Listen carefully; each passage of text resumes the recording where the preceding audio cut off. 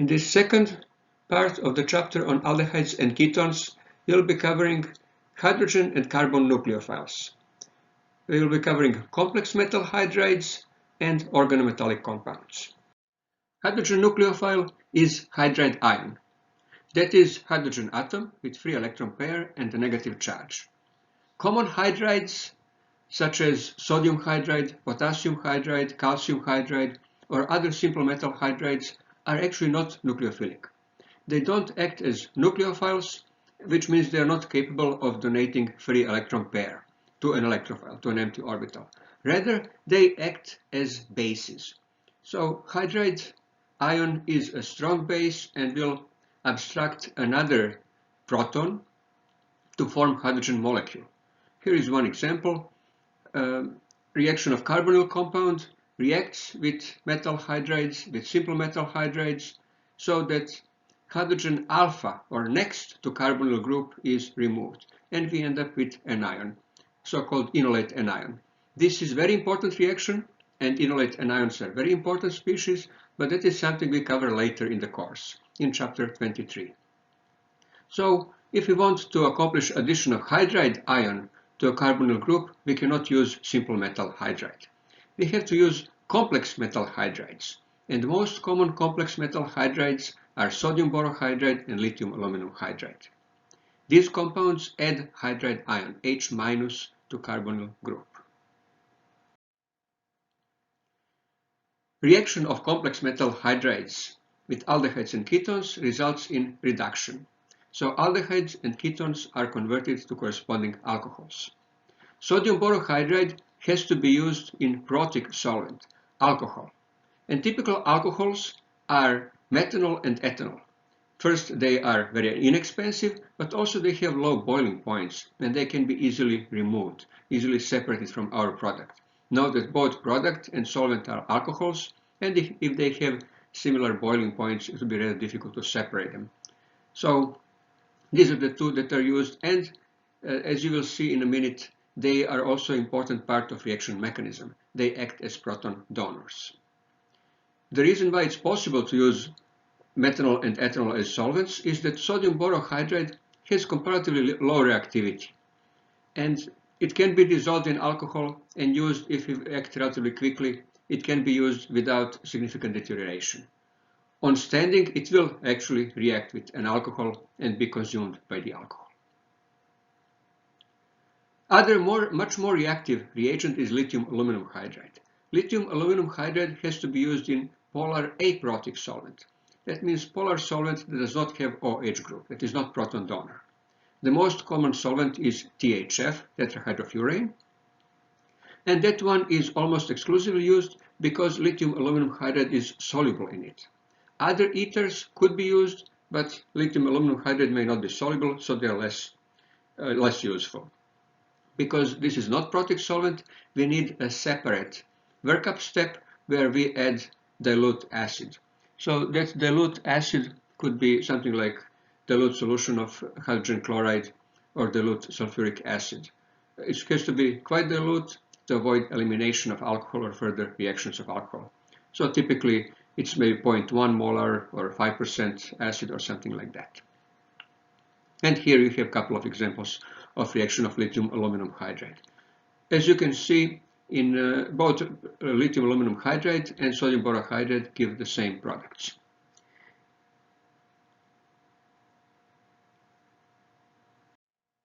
The mechanism of sodium borohydride reduction involves a ternary reaction. Ternary reaction means that three reactants, three molecules or ions, or basically three species, are involved in rate determining step. This particular reaction is concerted reaction, which means no intermediates. We have only transition state, and three reactants, in this case three molecules, borohydride anion, carbonyl compound, and alcohol, in this case methanol, collide in rate determining step, the only step, and all the bonds are broken and formed in this step. So single step, only one transition state. At first glance, it would appear that this reaction is unlikely or at least slow as a ternary reaction. And in fact, that's generally the case for ternary reactions, because odds of three different reactants, meeting at the same time and colliding at appropriate angles for bond formation and bond breaking are relatively low. But in this case, reaction is actually very fast. The reason for it is that methanol is the solvent, and as a solvent surrounds the remaining two reactants, the other two reactants, carbonyl compound and borohydride anion, in a solvent cage. So methanol molecules are present all around, and there is always at least one methanol molecule that is there at appropriate orientation for the reaction. So it's only a matter of carbonyl compound and borohydride anion colliding at appropriate angle for reaction to occur. So reaction is actually really fast and usually occurs within seconds.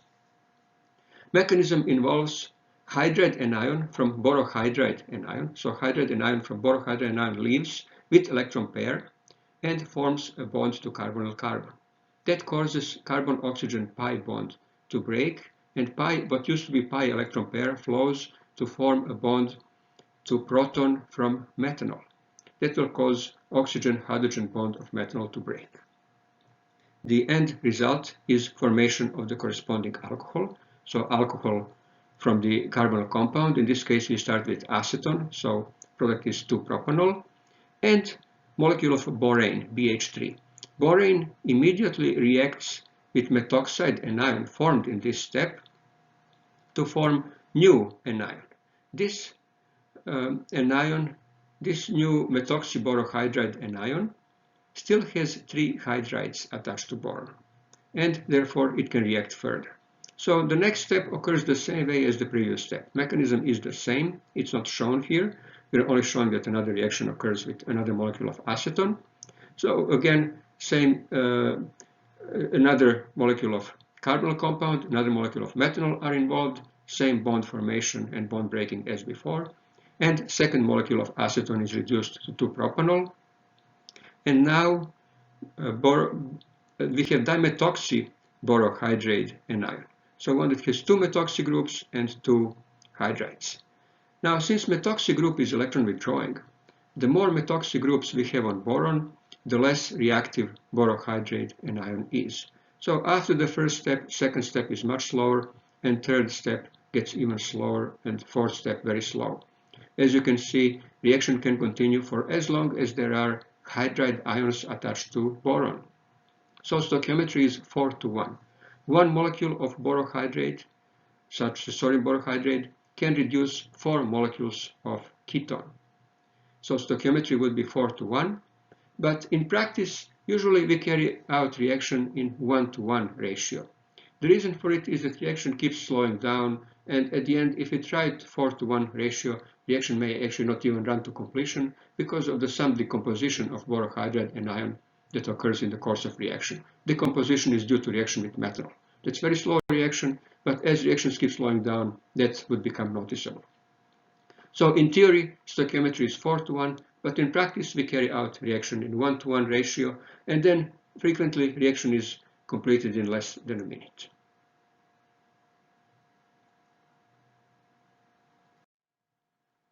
Now, mechanism of lithium aluminum hydride reduction is a little bit different. It's a binary reaction, so or bimolecular reaction. In this reaction rate determining step, 2 molecules react. Molecule of aluminum hydride and carbonyl compound. In this case, it's 2-butanol. So simply hydride anion from aluminum hydride adds to the carbonyl carbon of the carbonyl compound, and resulting product is lithium alkoxide. In this case, lithium 2-butoxide. And then we have to carry out separate step protonation. So we protonate this reaction product with dilute acid, like dilute HCl, or we can even use aqueous solution of ammonium chloride. Ammonium chloride is acidic salt to get corresponding alcohol. So difference is that in this case, because aluminum hydride anion is much more reactive and would have reacted with an alcohol, that we have to carry out reaction in ether as a solvent, usually tetrahydrofluorine, THF, and for that reason we need separate additional step, protonation step, to isolate alcohol. So that's the mechanism. Now, another consequence of the reaction mechanism is that reaction is not stereoselective. Carbonyl compounds have sp2 hybridized carbon, so that's planar carbon, and hydride ion, whether it's coming from lithium aluminum hydride or sodium borohydride, can approach from the top or the bottom of the plane with equal probability. So for that reason, if reaction product, as in previous case, 2-butanol, if reaction product is chiral, we get mixture of enantiomers. We get 1-to-1 mixture of enantiomers, so racemic mixture. So here is another example. It's 3,3-dimethyl-butanone reduced to sodium borohydride, and it gives mixture of two enantiomers, 50% R, 50% S, mixture of 3,3-dimethyl-2-butanol. Now we are going to examine carbon nucleophiles. Carbon nucleophiles have carbon atom with free electron pair and a negative charge. Alternatively, they contain polarized bond in which carbon is the negative end of the dipole and the element carbon is bonded to is positive end of the dipole. Typical carbon nucleophiles are organometallic compounds, compounds that contain carbon metal bond. That bond could be either ionic, as shown on the left, or polar covalent, as shown on the right. Typical carbon nucleophiles are organometallic compounds, and the most common are Grignard reagents. Those are actually organomagnesium compounds, organolithium compounds, and organocuprates. They are also called Gilman reagents. Another type of carbon nucleophiles are those that contain sp carbon nucleophile. Those are acetylide and cyanide ions. In those compounds, sp hybridized carbon is attached to metal. So there is sp hybridized carbon metal bond. Finally, completely different type of carbon nucleophiles that we'll cover later in future presentation are phosphonium ylides or Wittig reagents.